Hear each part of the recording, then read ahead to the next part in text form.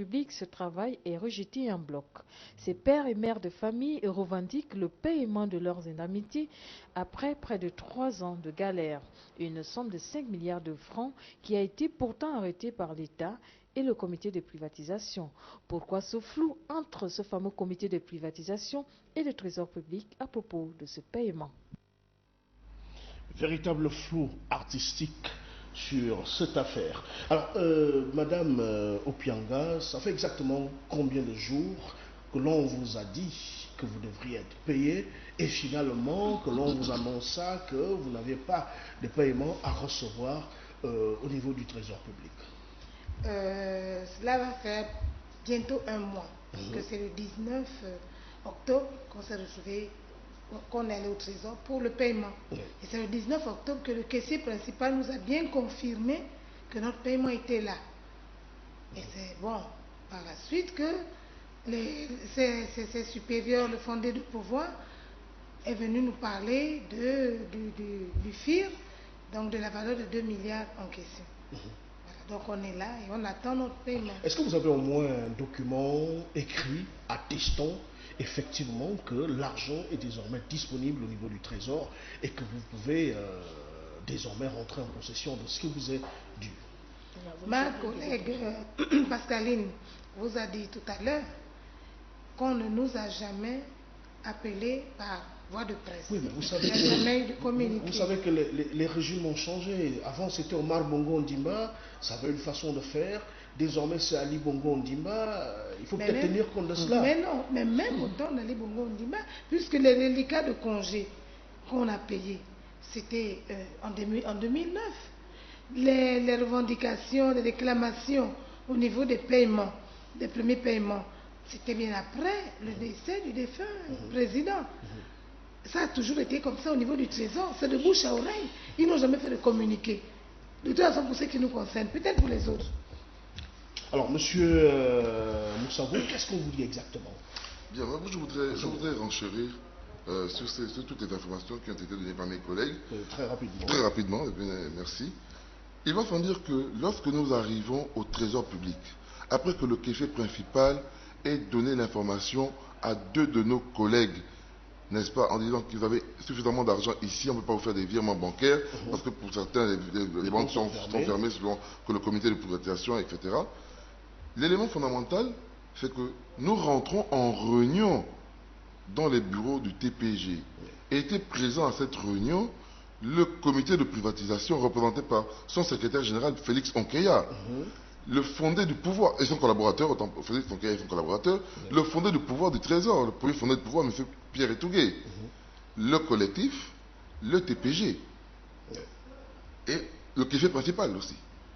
Autour de la table, lorsque va sortir M. Etougué l'ordonnance qui apporte les 2 milliards, nous allons faire remarquer à M. Etougué que cette ordonnance est caduque. Pourquoi caduque? Vous vous souviendrez qu'il y a eu une interpellation du gouvernement le 7 juin 2011, au cours de laquelle M. le ministre de l'économie a lu publiquement, en plein hémicycle, qu'il y avait 2 milliards de disponibles pour le FIR, Fonds d'insertion et de réinsertion, qui a été battu en brèche par l'honorable député l'interpellant, en lui signifiant que le FIR pour Gabon Télécom était de 5 milliards. Et il y avait l'honorable député, à ce moment, le ministre, à ce moment, vu qu'il n'avait pas le même niveau d'information que l'honorable député, le ministre, a demandé qu'on lui ramena des documents, qu'on lui apporta des documents. La remise des documents s'est faite le 9 juin, donc 2 jours après l'interpellation, dans les bureaux du ministre. Et était présent, autour de la table, je vous en supplie, le directeur général du budget, le secrétaire du comité de privatisation et son collaborateur, le ministre de l'économie, les honorables députés et le collectif. Le mécanisme pour récupérer les 3 autres milliards était le suivant, sur proposition du ministre de l'économie. Il fallait qu'on prenne 3 milliards de francs CFA. Ces 3 milliards étaient à récupérer dans... Oui, allez-y. Ces 3 milliards étaient à récupérer dans les 5% qui revenaient à la participation des agents au capital de Gabon Télécom. Nous Il en fallait les parlerons- revendre. Nous en parlerons dans la deuxième partie de notre émission. Rien ne nous échappe. Encore, je rappelle que notre numéro de téléphone reste le 07 19 70 05 que nous avons pour thème du jour, notamment dans le premier volet de la rubrique Scoop, où est l'argent des déflatés de Gabon Télécom Libertiste. Comme il en sera le cas pour la deuxième partie, nous aurons encore sur ce plateau Madame Chantal Opianga, Monsieur Cédric Moussavo Boussamba et Madame Pascaline Solange Aboumi, tous membres et représentants du collectif des déflatés de Gabon Télécom Libertiste. A tout à l'heure pour la deuxième partie de notre émission. Rien ne nous échappe.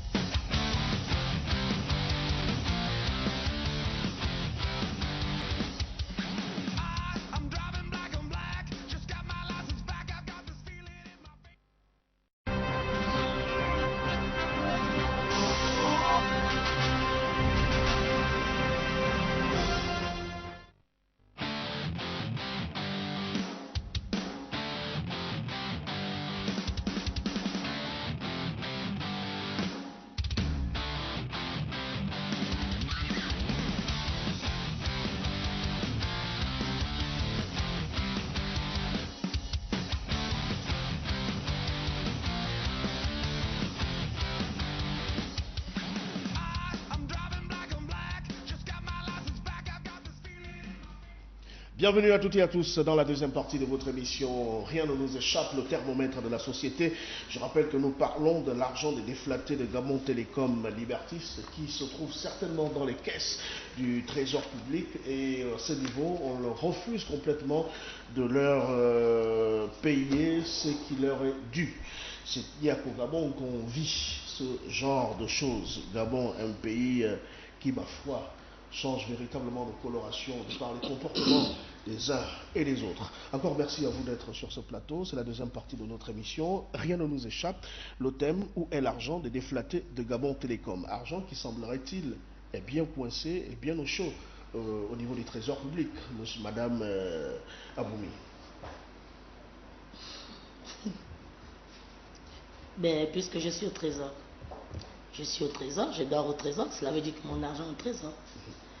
Ben, je vais ajouter quelque chose. Toutes les transactions financières se passent au trésor. Ça se fait au trésor.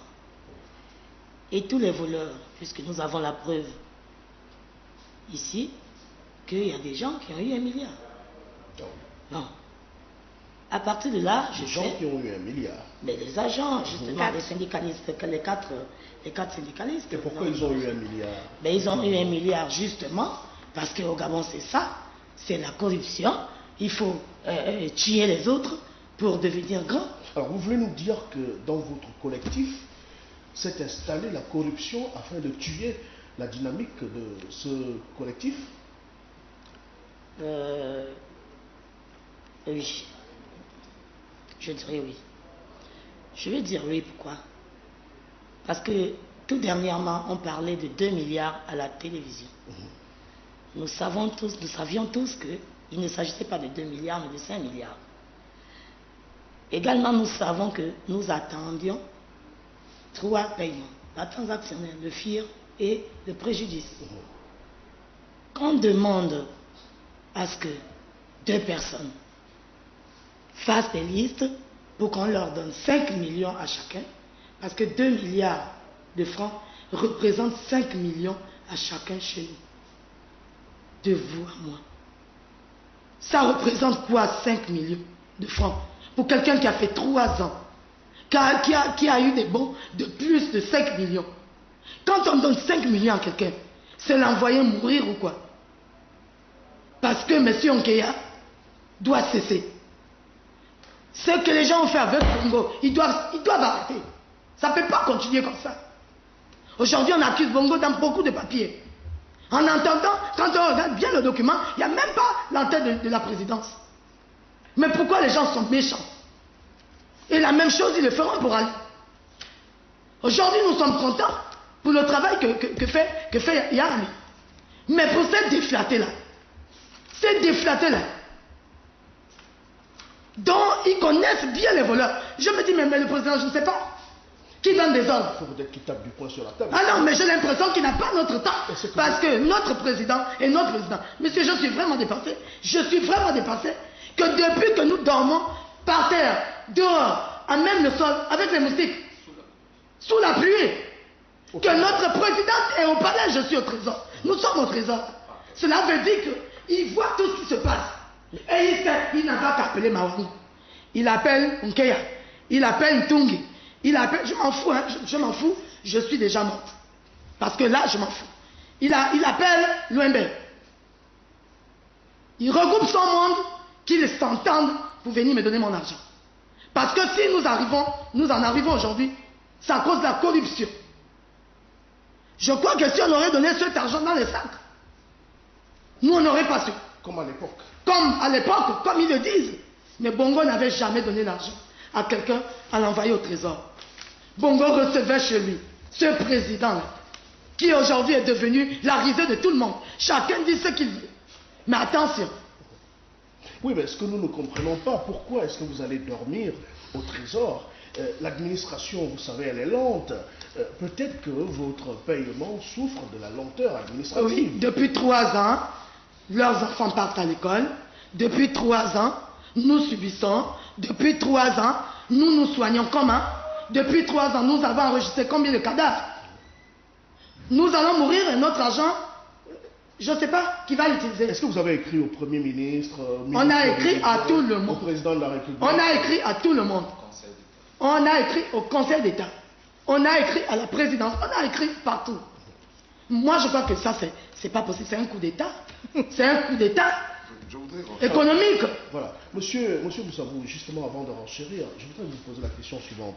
Est-ce que vous pensez en toute objectivité que dans le vent de l'émergence, un fondé du pouvoir peut battre